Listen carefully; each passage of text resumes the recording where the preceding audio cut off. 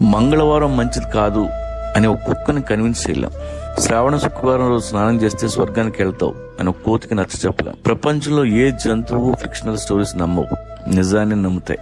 కానీ ఈ బూడిది రాస్తే దెయ్యం రాదు అంటే మనం నమ్ముతాం. ఈ రాయి లోపల పెట్టుకో ప్రపంచాన్ని ఏళ్తామంటే మనం నమ్ముతాం. మనిషి మైగ్రేట్ అయిన నాడు బానే ఉన్నాడు. 7,000 సంవత్సరాల క్రితం వ్యవసాయం కనిపెట్టాడు. ఆ తర్వాత వేట మానేశాడు. ఇంటి చుట్టూ పంట, చేతిలో కంచం, పని తగ్గింది. అక్కడి నుంచే అన్ని దరిద్రాలు చుట్టుకున్నాయి. తర్వాత దేవుడు పుట్టాడు, మతం పుట్టింది, బిలీఫ్ సిస్టమ్స్ తయారయ్యాయి. వాటి మధ్య పెరిగాం. క్వశ్చన్ చేసే ధైర్యం లేదు.